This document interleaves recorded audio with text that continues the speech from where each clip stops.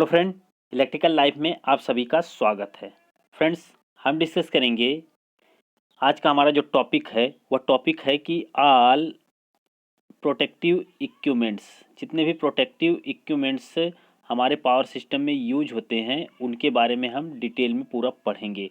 क्योंकि यह UPPCL JEE के लिए अगर हम बात करें तो बहुत ही फेवरेट टॉपिक है यूपीपीसीएल जेई का, क्योंकि यहाँ से बहुत ही क्वेश्चन फ्रेम होता है और एसएससी जेई में भी बहुत होते हैं। किसी भी स्टेट के जेई की एग्ज़ाम आप दो, उसमें जितने भी मतलब प्रोटेक्शन इक्विपमेंट्स हैं, प्रोटेक्शन इक्विपमेंट्स की अगर मैं बात करूं तो जैसे लाइटनिंग अरेस्टर, सर्ज एब्जॉर्बर, ठीक है, रॉड गैप, ठीक है, उसके बाद सर्किट ब्रेकर, रिले, आइसोलेटर, अर्थ स्विच, सीटी, पीटी, जितने भी इक्विपमेंट्स आएंगे सारे के सारे बहुत ही इंपॉर्टेंट हैं और एग्ज़ाम में आते हैं। ये इनसे बहुत ही क्वेश्चन फ्रेम होता है। ठीक है, तो गाइज इसके लिए आपको ये वीडियो पूरा देखिए, सारे के सारे कॉन्सेप्ट क्लियर हो जाएंगे, सारी की सारी बातें आपको पता चल जाएंगी जो भी क्वेश्चन इससे फ्रेम होगा। ठीक है, तो चलिए। तो गाइज अगर मैं एक बात कहूँ तो ध्यान से देखिएगा कि अगर किसी को मान लो यूपीपीसीएल जेई या फिर, ठीक है, ठीक, अगर यूपीपीसीएल जेई की मतलब प्रिपरेशन आप कर रहे हो या फिर किसी भी स्टेट के एग्ज़ाम के लिए प्रिपरेशन कर रहे हो तो उसके लिए आपको चाहिएगा प्रैक्टिस सेट। तो ये यूथ कंपटीशन का प्रैक्टिस सेट है, अगर आपको पीडीएफ फॉर्म में चाहिए। ठीक है, देखिए ये देखिए पीडीएफ फॉर्म में अगर आपको चाहिए प्रैक्टिस सेट है। ठीक है, आप देख सकते हो प्रैक्टिस सेट, उसके बाद आपको 7700 प्लस ऐसे एमसीक्यू मिल जाएंगे जो कि पीछे पहले पूछे जा चुके हैं किसी भी एग्ज़ाम में। ठीक है, तो प्रैक्टिस सेट का पूरा डिटेल सॉल्यूशन होगा। पहली चीज़ तो जान जाओ कि प्रैक्टिस सेट का पूरा डिटेल सॉल्यूशन होगा।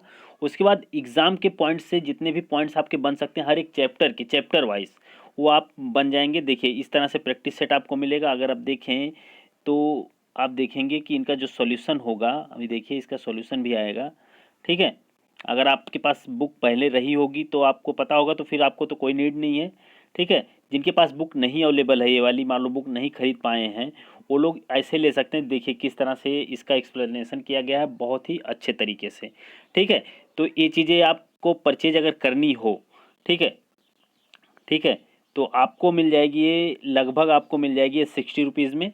और इस पे आप व्हाट्सअप कर सकते हो 9565676390 पर। ठीक है, यूपीपीसीएल जेई के लिए बहुत ही इंपॉर्टेंट है अगर आपको प्रैक्टिस करना और बहुत से एग्जाम के पॉइंट्स आपको चाहिए, क्लियरली मेंशन्ड है इसमें। तो ये पीडीएफ फॉर्म में आपको अवेलेबल हो जाएगी। आपको इस नंबर पे व्हाट्सअप कर देना है जिससे आपकी चीज़ें क्लियर हो जाएंगी। आपको अच्छा लगे तो लीजिए, नहीं लगे तो कोई दिक्कत नहीं है। ठीक है, अगर आपके पास पहले से अवेलेबल है तो कोई दिक्कत नहीं है। ओके, चलिए तो हम चलते हैं अपने टॉपिक पर। ठीक, तो हमारा टॉपिक है, देखिए, कि arrangement of protection equipment in sub station. Sub station में जो इक्विपमेंट्स लगे होता है उनका प्रोटेक्शन कैसे हम करते हैं। ध्यान से देखिए कि सबसे पहले लगा क्या होता है। फिगर को थोड़ा सा ध्यान से देखिएगा कि ये देखिए इनकमिंग लाइन है 220 किलो वोल्ट की। ठीक है, उसके बाद अगर हम बात करें तो हमारा क्या क्या लगा होता है, लाइटनिंग अरेस्टर, सीवीटी, बहुत इंपॉर्टेंट है सारे के सारे इक्विपमेंट्स, डब्ल्यू टी मतलब वेब ट्रैप, आइसोलेटर, अर्थ स्विच, सीटी। ठीक है, देखिए ये सारे के सारे इक्विपमेंट, सर्किट ब्रेकर, अर्थ स्विच, आइसोलेटर, ये सब चीज़ें देखिए लगा होगा आपका। ठीक है, उसके बाद पीटी। तो इन सब के बारे में पूरा डिटेल में डिस्कशन करेंगे। ठीक है, तो आप देखिए अगर आपको ये मतलब कि अगर ये फिगर आपको बहुत अच्छे तरीके से पता है तो फिर बहुत ही अच्छे तरीके से आप समझ सकते हो कि कैसे कैसे चीज़ें कहाँ कहाँ पे लगी होती हैं। ठीक है, तो फिगर मैं एक बार ध्यान से आपको दिखा देता हूँ। फिगर आप एक बार अपने पास ड्रॉ कर लीजिएगा। ठीक है, फिगर आप अपने पास ड्रॉ करके रख लीजिएगा ताकि आपको चीज़ें समझने में थोड़ी सी आसानी हो जाएंगी। ठीक है, नहीं तो अगर आपने कहीं भी प्रिपरेशन किया होगा तो ये फिगर आपको ड्रॉ करवाया गया होगा। ठीक है, चलिए, तो हमारा सबसे पहले इक्विपमेंट जो लगा होता है मतलब कि सब स्टेशन में, वो हमारे पास होता है L A means lightning arrester. हमारा लाइटनिंग अरेस्टर लगा होता है। तो देखिए लाइटनिंग अरेस्टर का काम क्या है, लाइटनिंग अरेस्टर हम कहाँ पे लगाते हैं, इसका काम क्या है और एक कैसी चीज़ है। तो देखिए, for protecting the substation equipment from the external lightning, lightning arrester switch are provided on the both end. यानी कि सब स्टेशन इक्विपमेंट्स के, सब स्टेशन में जितने भी इक्विपमेंट लगे हैं और उनको प्रोटेक्शन देने के लिए, किससे प्रोटेक्शन देने के लिए, एक्सटर्नल लाइटिंग से। एक्सटर्नल लाइटिंग मतलब कि बाहर से कोई बिजली गिरे उस चीज़ से प्रोटेक्शन देने के लिए हम लोग इस्तेमाल करते हैं लाइटनिंग अरेस्टर का। और ये सब स्टेशन के दोनों साइड पे होगा, यानी फर्स्ट पे और लास्ट में, यानी जो सब स्टेशन जहाँ शुरू होगा वहाँ पे लाइटनिंग अरेस्टर का इस्तेमाल करेंगे, उसके बाद सब स्टेशन जहाँ ख़त्म होगा वहाँ पे लाइटनिंग अरेस्टर का इस्तेमाल करेंगे। उसके बाद this is the first protecting device in the sub station. Sub station में यह सबसे पहली प्रोटेक्टिव डिवाइस है कि शुरुआत जैसे सब स्टेशन की होती है तो सबसे पहले प्रोटेक्टिव डिवाइस कौन सा मिलेगा, लाइटनिंग अरेस्टर आपको देखने को मिलेगा। अब उसके बाद अगर हम बात करें तो ये लाइटनिंग अरेस्टर और एक जगह इस्तेमाल होता है, वो कहाँ पे, along with this lightning arrestor two more lightning arrestor are provided on the both side of the transformer for protecting the transformer from the lightning occurs inside the substation। अब देखिए इसका मतलब है कि जहाँ पे भी हम ट्रांसफार्मर लगाएंगे, जैसे सब स्टेशन है वहाँ पे ट्रांसफार्मर लगा होगा, तो ट्रांसफार्मर जहाँ लगा होगा वहाँ पे दोनों साइड में, यानी कि प्राइमरी और सेकेंडरी दोनों साइड में हम क्या लगाते हैं, लाइटनिंग अरेस्टर लगाते हैं। लाइटनिंग अरेस्टर, मान लो लाइटनिंग किसी कारण से सब स्टेशन के अंदर चली गई, जिस सब स्टेशन के अंदर सबसे महंगा इक्विपमेंट्स आपका ट्रांसफार्मर है, तो ट्रांसफार्मर को इस लाइटनिंग से बचाने के लिए हम लोग लाइटनिंग अरेस्टर का इस्तेमाल करेंगे, लाइटनिंग अरेस्टर का इस्तेमाल करेंगे।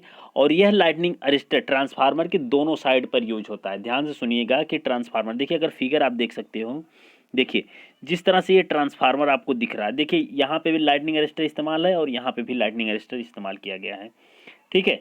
तो ट्रांसफार्मर की दोनों साइड पे लाइटनिंग अरेस्टर का इस्तेमाल हम करते हैं। उसके बाद अगर हम बात करें तो lightning arrester are made of metal oxide. बना किस चीज़ का होता है जो लाइटनिंग अरेस्टर है, वो किस चीज़ का, मेटल ऑक्साइड, जिसका फॉर्मूला SiO2 है, यानी कि सिलिकॉन ऑक्साइड का बना होगा या फिर जिंक कार्बाइड का बना होता है। देखिए ध्यान से याद रखिएगा कि लाइटनिंग अरेस्टर बना किस चीज़ का होगा, silicon oxide, zinc carbide, which has non linear characteristic. इनके पास कैसी कैरेक्टरिस्टिक होगी, नॉन लीनियर कैरेक्टरिस्टिक। देखिए नॉन लीनियर कैरेक्टरिस्टिक का मतलब क्या है कि अगर अगर हाई रेजिस्टेंस आपको ऑफर कर रहा है क्या, लाइटनिंग अरेस्टर, तो इसका मतलब है कि नॉर्मल सप्लाई वोल्टेज है। जब भी हम सब स्टेशन में जो लाइटनिंग अरेस्टर लगाए हैं वह आपको हाई रेजिस्टेंस दे रहा है, यानी हाई रेजिस्टेंस है, उसका ऑफर कर रहा है आपको कैसा रेजिस्टेंस, हाई रेजिस्टेंस, तो इसका मतलब है कि नॉर्मल सप्लाई वोल्टेज है। लेकिन जैसे ही रेजिस्टेंस आपका क्या हो जाएगा, लो हो गया, इसका मतलब है कि उस सब स्टेशन में किसी भी प्रकार की लाइटनिंग आ गई, ठीक है, जिससे उस सब स्टेशन में लाइटनिंग वोल्टेज आ जाएगा। अब इस लाइटनिंग वोल्टेज को अर्थ में भेजना है हमको, अर्थ में भेजने के लिए हम लोग लाइटनिंग अरेस्टर का इस्तेमाल करते हैं। ध्यान से सुनिएगा कि लाइटनिंग वोल्टेज को क्या करेगा, लाइटनिंग वोल्टेज जैसे ही आएगा इस पर ये कैसा मतलब बिहेव करेगा, एज ए लो रेजिस्टेंस, यानी इसका रेजिस्टेंस कैसा हो जाएगा, लो हो जाएगा, जिससे क्या होगा कि lightning is divert in the earth. Lightning क्या हो जाएगी, अर्थ की तरफ डाइवर्ट हो जाएगी, यानी अर्थ में चली जाएगी। क्लियर है।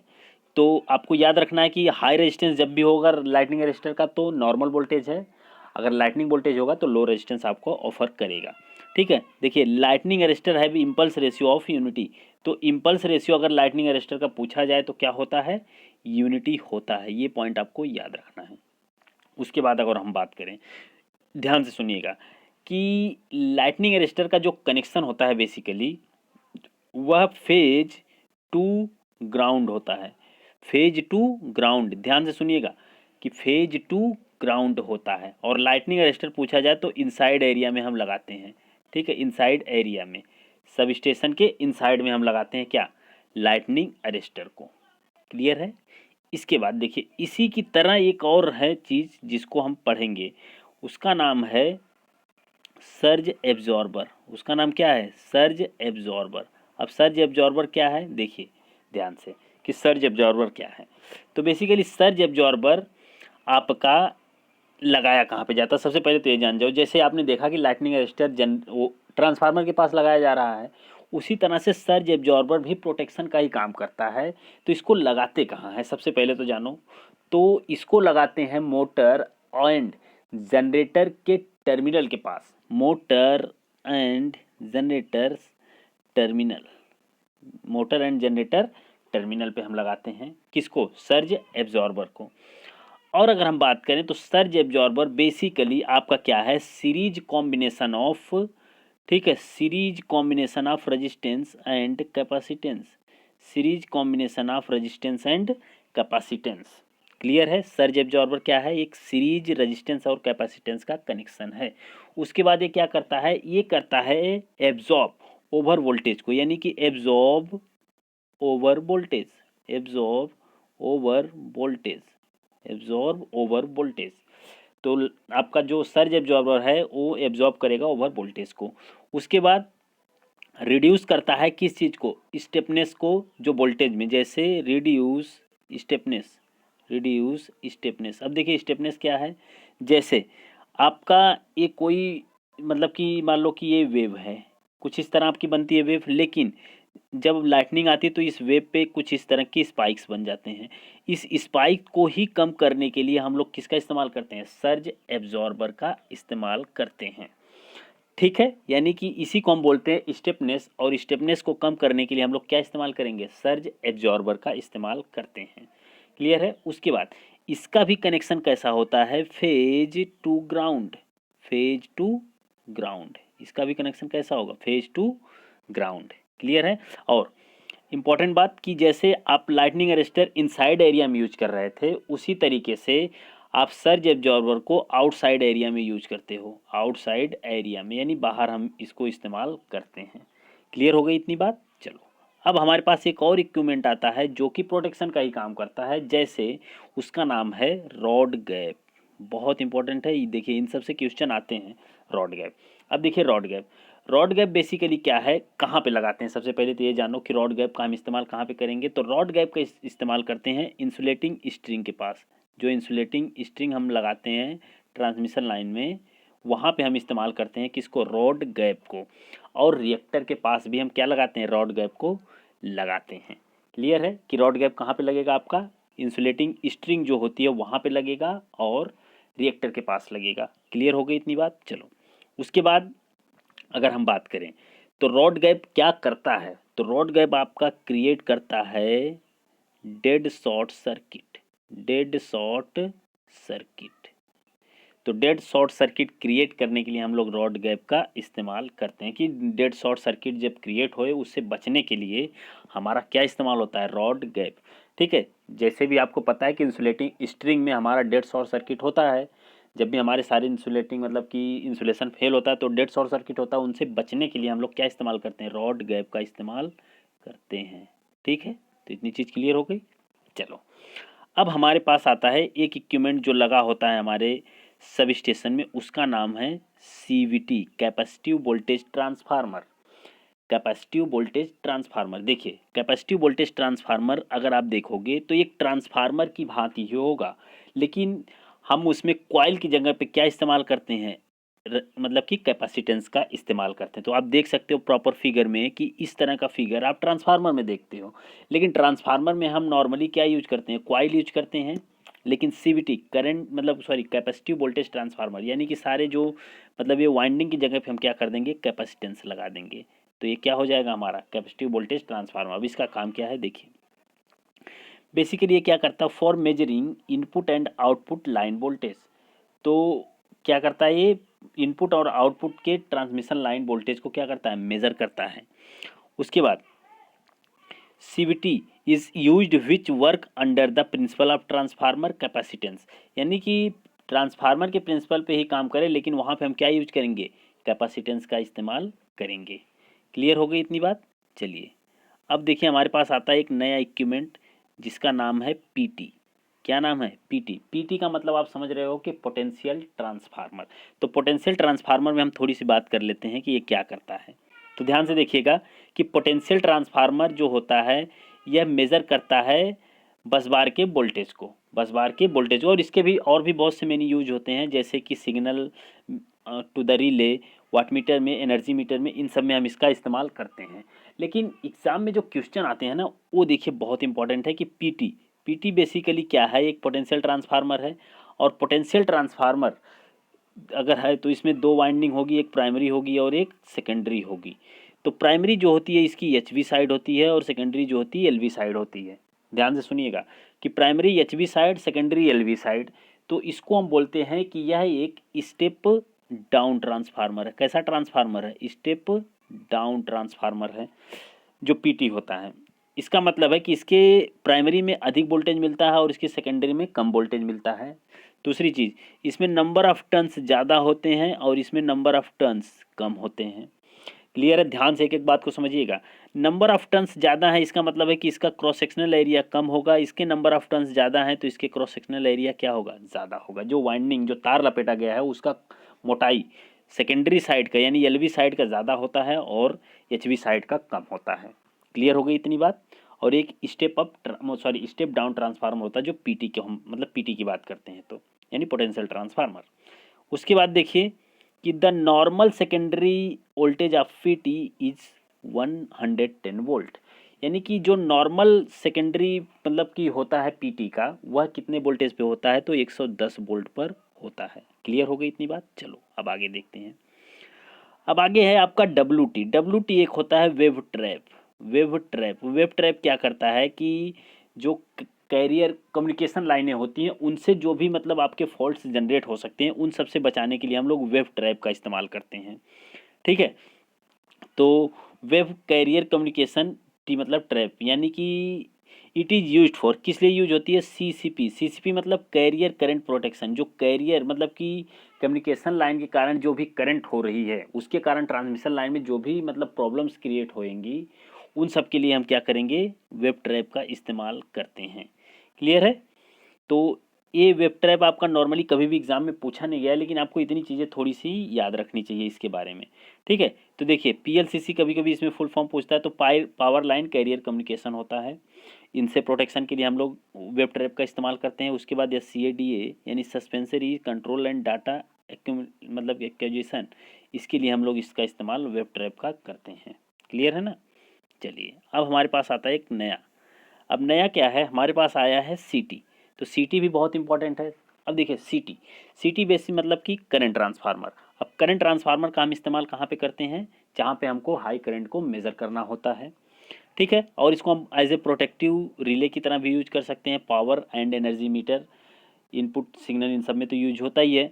ठीक है, तो यहाँ पे भी बात आ जाती है कि पीटी को जिस तरह से डिस्कशन किया उसी तरह से सीटी को भी करो। तो सीटी में भी दो मतलब की वाइंडिंग होगी, दो वाइंडिंग होगी। अब इसकी प्राइमरी जो होती है एलवी साइड होती है, इसकी सेकेंडरी जो होती है एचवी साइड होती है। इसका मतलब है कि ये कैसा ट्रांसफार्मर है? ये आपका है स्टेप अप ट्रांसफार्मर। एक सीटी स्टेप अप ट्रांसफार्मर होता है। इसके प्राइमरी में नंबर ऑफ टर्न्स जो होते हैं कम होते हैं, सेकेंडरी में नंबर ऑफ टर्न्स ज़्यादा होते हैं। इसके प्राइमरी की जो क्रॉस सेक्शनल एरिया है वो ज़्यादा होती है वाइंडिंग की, और इसकी जो क्रॉस सेक्शनल एरिया होती है कम होती है। प्राइमरी में जो करंट होती है वो ज़्यादा होती है, सेकेंडरी में जो करंट होती है वो कम होती है। क्लियर हो गई इतनी बात कि एचवी साइड में क्या क्या प्रॉपर्टी हो सकती है, एलवी साइड में क्या क्या प्रॉपर्टी हो सकती है सीटी की, उन सबको मैंने पूरा बता दिया आपको। तो क्लियर हो गया कि एक स्टेप अप ट्रांसफार्मर। एक बात और बच जाती है कि सीटी और पीटी सब स्टेशन में लगाए कैसे जाते हैं, कि सीरीज में कि पैरेलल में। एक क्वेश्चन ये आपका बच जाता है सीटी और पीटी से। तो ध्यान से सुनिएगा कि सीटी जो होता है वो सीरीज में होता है। सीटी जो होता है किस में होता है? सीरीज में। जबकि पीटी जो होता है किस में होता है? पैरेलल में। किस में होता है? पैरेलल में। तो क्लियर हो गई इतनी बात। पीटी मतलब पी मतलब पोटेंशियल ट्रांसफर, पी मतलब पैरेलल। तो पीटी जो होता है किस में होता है? पैरेलल में कनेक्ट होता है, जबकि सीटी किस में होता है? सीरीज में कनेक्टेड होता है। क्लियर है? अगर आपको नहीं है तो आपको अगर फिगर आप देखना चाहो तो फिगर देख सकते हो कि ये देखिए पीटी आपका यहाँ कनेक्टेड है, तो पीटी जो है वो पैरेलल में है, जबकि सीटी अगर आप देखोगे तो सीटी आपका सब स्टेशन के सीरीज में कनेक्टेड है। तो क्लियर रहनी चाहिए इतनी बातें ना।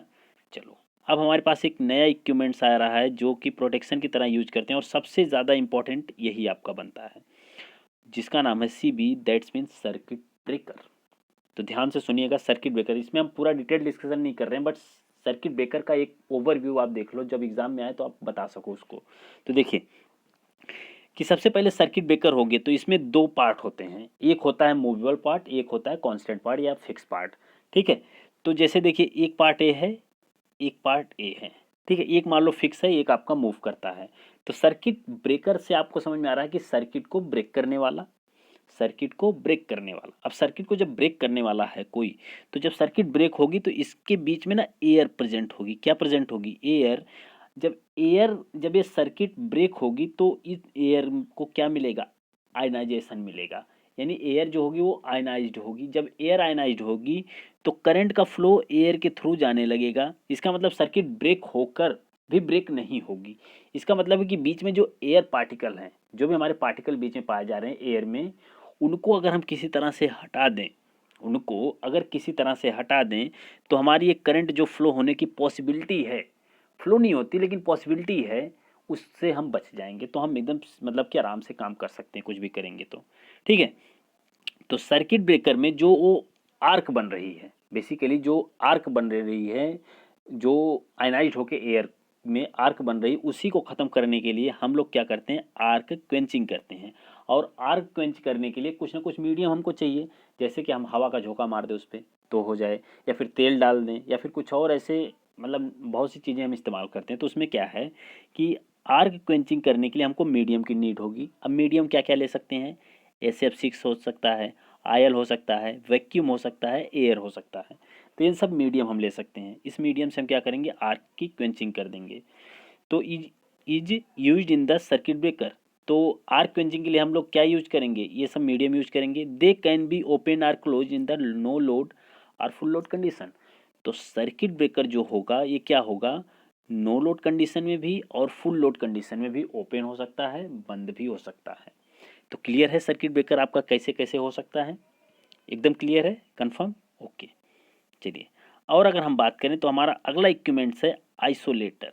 क्या है, आइसोलेटर। आइसोलेटर का मतलब क्या होता है, आइसोलेट करना, बिल्कुल अलग कर देना, बिल्कुल अलग कर देना। आप देखिए, अगर हम बात करें तो आइसोलेटर भी सर्किट को अलग कर रहा है, लेकिन इसमें किसी भी तरह की आर्क क्वेंचिंग नहीं होती है। इसमें हमें आर्क क्वेंच करने की जरूरत नहीं होती, क्योंकि ये आर्क इसमें पैदा ही नहीं होती है।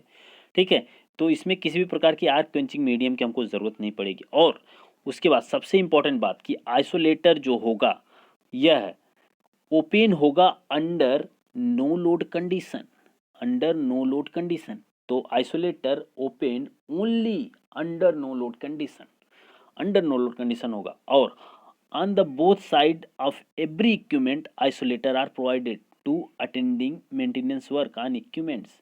तो देखिए क्या है कि कोई भी इक्विपमेंट्स हो उसके दोनों साइड में हम क्या यूज करते हैं, आइसोलेटर। आइसोलेटर इस्तेमाल करने से हम क्या कर सकते हैं कि उस आइसोलेटर को एक्टिव करके हम क्या कर सकते हैं, मेंटेनेंस का वर्क बहुत ही आसानी से कर सकते हैं, बिना खतरा का कर सकते हैं। क्लियर है यही बात। तो सारे इक्विपमेंट जितने भी हमारे मतलब कि यूज करते हैं, जैसे कि CT PT बस बार ट्रांसफार्मर, सबके पास हम क्या लगाते हैं, आइसोलेटर लगाते हैं। और आइसोलेटर लगाने से क्या कर सकते हैं हम, इसको मतलब कि प्रोटेक्शन तो करते ही हैं, साथ में अगर हमें मेंटेनेंस करना होगा तो सबसे ज़्यादा यूज क्या होता है, मेंटेनेंस करने के लिए आइसोलेटर का इस्तेमाल हम करते हैं। क्लियर हो गई। ओ, तो यहाँ से इंपॉर्टेंट बात है कि आइसोलेटर जो है वो नो लोड कंडीशन पर ही ऑपरेट होता है, यानी कि नो लोड कंडीशन में सिर्फ चार्जिंग करंट फ्लो होती है, ये बात याद रखिएगा। तो चार्जिंग करंट को ही ख़त्म करने के लिए हम लोग क्या इस्तेमाल करते हैं, आइसोलेटर का इस्तेमाल करते हैं। क्लियर हो गई इतनी बात, चलो बहुत ही बढ़िया है। अब देखते हैं अगला क्वेश्चन, ओ सॉरी क्वेश्चन कह रहे हैं, अगला टॉपिक मतलब अगला इक्विपमेंट्स हमारे पास क्या है। अगला है ES। ES मतलब अर्थ स्विच। अब देखिए, अर्थ स्विच हमारा क्या करता है, at the time of attending maintenance work the earth switch is closed for discharging residual energy the safety purpose. अब देखिए, अर्थ स्विच का हम इस्तेमाल क्या करते हैं कि जब हम मेंटेनेंस करने जाते हैं किसी भी इक्विपमेंट का, तो वहाँ पे एक अर्थ स्विच लगा होगा। अगर मान लो किसी कारण से उसमें कुछ एनर्जी बची हो, तो उस एनर्जी को हमें क्या करना, या फिर कुछ वोल्टेज उसमें बचा हो, कुछ वोल्टेज करंट बची रहे, उसको हमें अर्थ में भेज देना, ताकि एकदम खतरा खत्म हो जाए, खतरा बिल्कुल तरीके से खत्म हो जाए। तो उसके लिए हम यूज करते हैं अर्थ स्विच को। जैसे ही हम अर्थ स्विच को क्लोज करेंगे तो हमारा जो भी मतलब रेजिडुअल एनर्जी, जो भी थोड़ी बहुत एनर्जी उसमें स्टोर होगी, जो भी थोड़ा बहुत वोल्टेज स्टोर होगा, जो भी करंट स्टोर होगी, वो जैसे ही क्लोज करेंगे सारे के सारे किस में चले जाएंगे, अर्थ में चले जाएंगे, जिससे सेफ्टी का मतलब आपका बढ़ जाएगा। क्लियर है ना। तो अगर आप फिगर में देखो तो फिगर में आप देख सकते हो कि अर्थ स्विच आपका कुछ इस तरह से यहाँ पे लगा हुआ है। ठीक है, अर्थ स्विच आपको कुछ इस तरह से लगा हुआ है, सभी इक्विपमेंट्स के पास हम इसको लगाते हैं। क्लियर है ना इतनी बात। चलिए अब देखिए, अर्थ स्विच हो गया। अब देखिए सीक्वेंस, अगर आपको जब मेंटेनेंस करने से पहले सीक्वेंस किस चीज़ को ओपन करना है, किसको मतलब कि करना है, सबसे पहले देखिए एकदम सीक्वेंस याद रखिएगा, कभी भी आपसे पूछा जा सकता है क्वेश्चन में। तो सीक्वेंस बिफोर मेंटेनेंस, तो बिफोर मेंटेनेंस से पहले हम सबसे पहले क्या ओपन करेंगे, तो सबसे पहले हम CB यानी सर्किट ब्रेकर ओपन करेंगे, फिर आइसोलेटर ओपन करेंगे, फिर क्लोज करेंगे अर्थ स्विच को। तो क्लियर हो गई इतनी बात कि सबसे पहले जब आप मेंटेनेंस करने जा रहे हो, मेंटेनेंस करने से पहले क्या ओपन करोगे, सर्किट ब्रेकर पहले, फिर आइसोलेटर, फिर अर्थ स्विच को क्लोज करेंगे। उसके बाद मेंटेनेंस हो गया, सपोज सीक्वेंस आफ्टर या बिफोर चार्जिंग, मतलब कि चार्जिंग ऑफ इक्विपमेंट्स। तो आफ्टर या बिफोर चार्जिंग ऑफ इक्विपमेंट, तो चार्जिंग करना है आपको इक्विपमेंट को, पहले चाहे बाद में आप चार्ज कर रहे हो जब इक्विपमेंट को, तो कैसे आप फिर बंद करोगे। तो सबसे पहले ओपन करेंगे ईएस को, ईएस मतलब अर्थ स्विच को सबसे पहले ओपन करेंगे, उसके बाद क्लोज करेंगे आइसोलेटर को, फिर क्लोज करेंगे सर्किट ब्रेकर को। तो मेंटेनेंस से पहले सर्किट ब्रेकर ओपन होगा, फिर आइसोलेटर होगा, फिर अर्थ स्विच क्लोज होगा। मेंटेनेंस होने के बाद सबसे पहले अर्थ स्विच को ओपन करेंगे, फिर आइसोलेटर बंद करेंगे, तब जाके सर्किट ब्रेकर बंद करेंगे। तो ये सीक्वेंस याद रखिएगा, बहुत ही इंपॉर्टेंट है एग्जाम के पॉइंट से। ठीक है, अब हमारे पास आता है कि relation between relay and circuit breaker. तो देखिए, ये रिले के बारे में थोड़ी सी जानिए कि रिले है क्या और इसका काम क्या होता है सर्किट में या फिर प्रोटेक्शन इक्विपमेंट में, इसे क्यों हम कैलकुलेट मतलब कि ज्ञात करते हैं।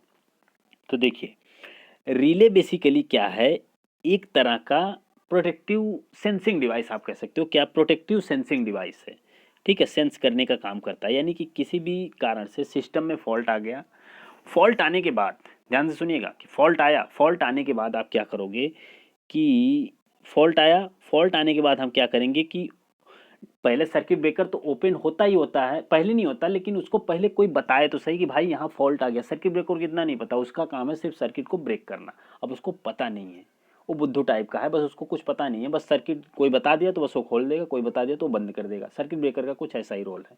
लेकिन उसे कमांड करने के लिए, उसे चलाने के लिए इस्तेमाल किया जाता है रिले का। रिले क्या करता है, सर्किट ब्रेकर को चलाता है। अगर रिले नहीं है तो सर्किट ब्रेकर का कोई मतलब नहीं है, फिर सर्किट ब्रेकर कुछ नहीं कर सकता ना, उसको तो कुछ कमांड मिला ही नहीं, वो क्या करेगा। इसलिए हम इस्तेमाल करते हैं रिले।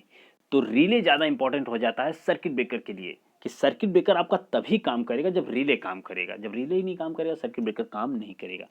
तो रिले एक तरह का आपका क्या है, एक तरह का सेंसिंग डिवाइस है जो कि सेंस करेगा कि सर्किट में या फिर जो भी मतलब हमारा इक्विपमेंट्स है या फिर जो भी हमारा सब स्टेशन है वहाँ पे फॉल्ट हुआ है और वहाँ पे करंट बढ़ी है। अगर नहीं पता तो फिर कुछ नहीं होगा। ठीक है, तो रिले आपका यही काम करेगा कि फॉल्ट के कारण करंट बढ़ी या घटी, क्या हुआ, इसके बारे में आपको सर्किट ब्रेकर को कमांड देगा, फिर सर्किट ब्रेकर अपनी सर्किट को ओपन कर देगा। क्लियर है। तो देखिए, कुछ इस तरह का फिगर आपको सर्किट ब्रेकर और रिले के बीच में देखने को मिलेगा। तो देखिए, ये है आपका सीबी, उसके बाद ये सीटी है, सीटी से ही हम रिले कॉइल को कनेक्ट करते हैं। ध्यान से देखिएगा, सीटी से ही क्या कनेक्टेड है, रिले कॉइल। और रिले कॉइल जो है एक प्लंजर से अटैच है। किससे अटैच है, एक प्लंजर से अटैच है। और उस प्लंजर में जो आपका लगा है वो क्या लगा है, एक ट्रिप कॉइल लगी हुई है। ठीक है, ट्रिप सर्किट लगी हुई है। ठीक है, उसके बाद एक टीबी है, एक जो कि किससे कनेक्टेड है, टीबी मतलब कि trip coil of circuit breaker. तो सर्किट ब्रेकर की ट्रिप कॉइल है जो कि किससे कनेक्टेड है, सर्किट ब्रेकर से कनेक्टेड है। कुछ इस तरह से आप फिगर देख सकते हो। तो देखिए, टीबी मतलब trip coil of circuit breaker, TC मतलब ट्रिप सर्किट मतलब कि कॉन्टैक्टर्स। ठीक है, आरसी मतलब क्या है, रिले कॉइल है। तो आप कुछ इस तरह से देखिए, फिगर आप देख लो। ये देखिए, एक बैटरी लगी हुई है, डीसी बैटरी है। अगर ध्यान से देखिएगा मैं क्या कह रहा हूँ, नो फॉल्ट, इसका मतलब हेल्थ में है, नॉर्मल है, यानी कि ब्लॉक क्या करेगा, उस कंडीशन में क्या होगा, टीसी, टीसी मतलब ओपन रहेगा। ये जो है ये क्या रहेगा, ओपन रहेगा। जब तक ये ओपन रहेगा तब तक सर्किट ब्रेकर कुछ नहीं कर सकता। देखो क्यों, क्योंकि टीसी अगर ओपन है तो इसमें जो करंट होगी वो क्या होगी, जीरो। अगर इसमें करंट जीरो होगी तो इसका मतलब है कि सर्किट ब्रेकर को कुछ पता ही नहीं चल रहा है। ठीक है, सर्किट ब्रेकर को कुछ पता चला नहीं, वो क्लोज है तो उसको क्लोज ही रहने दो, कोई दिक्कत नहीं है। उसके बाद क्या होगा, सीबी, सीबी जो होगा वो उस टाइम क्लोज होगा जब आपकी टीसी ओपन होगी। तो फिर सीबी यानी सर्किट ब्रेकर ओपन हो मतलब क्लोज होगा। देखो, एनओ कहीं कहीं लिखा जाता है तो नॉर्मली ओपन, और एनसी मतलब नॉर्मली क्लोज, ऐसा लिखा जाता है आपका, तो आप ऐसे लिख सकते हो। ठीक है, तो टीसी ओपन मतलब क्या होगा, नॉर्मली ओपन रहेगा और ये नॉर्मली क्लोज रहेगा, कोई दिक्कत नहीं है ना। उसके बाद अगर हम बात करें तो देखिए, कुछ इस तरह सा फिगर आपको दिखे। लेकिन जैसे ही मान लो कि फॉल्ट आ गया, क्या आ गया, फॉल्ट आ गया, तो ट्रिप जो होगा ये मतलब कि सर्किट ट्रिप कर जाएगी, यानी कि ओपन हो जाएगा। लेकिन कैसे हुआ, तो सबसे पहले आपका देखिए, जैसे ही कोई फॉल्ट आया तो यहाँ पे पहले तो ये फिक्स था जितना भी मैग्नेट आप इस कॉइल का बना सकते थे। देखिए ध्यान से कि जब ये I2 इससे फ्लो हो रही थी तो उस कंडीशन में जो मैग्नेट था वो उतने पे ही इस कॉइल को, मतलब ये टीसी जो है वो सेट था, ट्रिप सर्किट आपकी सेट थी उतने पे ही, तो ये मूव नहीं हो रही थी। लेकिन जैसे ही करंट का मान बढ़ा, करंट का मान बढ़ेगा तो फ्लक्स बढ़ेगा, फ्लक्स बढ़ेगा तो आपकी मैग्नेट की प्रॉपर्टी बढ़ेगी, मैग्नेट की प्रॉपर्टी बढ़ेगी तो ये प्लंजर लगा हुआ है, प्लंजर जो क्या करेगा, इसको खींचेगा इस साइड, ठीक है, इस साइड ही इसको खींचेगा, जिससे ये वाली सर्किट क्या हो जाएगी, बंद हो जाएगी, ठीक है, ये वाली सर्किट क्या हो जाएगी, बंद। अब जब ये सर्किट बंद होगी तो आप देख रहे हो कि ये पूरी सर्किट एक क्लोज सर्किट की तरह बिहेव करने लगेगी। जब क्लोज हो जाएगी तो इसमें आप देख रहे हो कि एक बैटरी आपने पहले से ही जोड़ रखा है, एक बैटरी जोड़ रखा है, तो इससे क्या होगा कि इस सर्किट में भी करंट का फ्लो होने लगेगा, ठीक है, इस सर्किट में भी करंट का फ्लो होने लगेगा, जिससे इस सर्किट में करंट फ्लो होने लगेगा तो फिर यहाँ पे भी क्या होगा, ये कॉइल ही तो है, यहाँ पे भी फ्लक्स पैदा होगा, तो जिससे कारण से ये टीबी जो होगा ये इसको मतलब कि खींच लेगा, ठीक है, खींचेगा चाहे ऊपर कर देगा, जिससे क्या होगा, सर्किट आपकी ओपन हो जाएगी। सर्किट आपकी देखिए यहाँ से ओपन हो गई, लेकिन उसके लिए सारा कमांड आपको यहाँ से लेना पड़ा, ठीक है।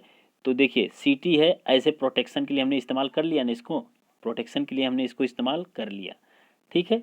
तो इतने इक्विपमेंट्स थे जिसके बारे में हमें डिस्कशन करना था, ठीक है। तो प्लीज़ वीडियो को शेयर ज़रूर कर दो यार, बहुत ही बढ़िया मतलब कि टॉपिक है और बहुत ही इम्पोर्टेंट है, ठीक है, सबको पता चले कि है कुछ, ठीक है, कुछ ऐसा देखो, मैं कोशिश कर रहा हूँ कि बहुत ही अच्छी अच्छी वीडियोस दूँ जो कि एग्ज़ाम के लिए बहुत ही इंपॉर्टेंट बन जाए, ज़्यादा नहीं, बस थोड़ा ही पढ़ो, लेकिन इतने इंपॉर्टेंट पढ़ो कि एकदम एग्ज़ाम में डायरेक्टली आप उससे कर सको कुछ, ठीक है। Okay, thank you.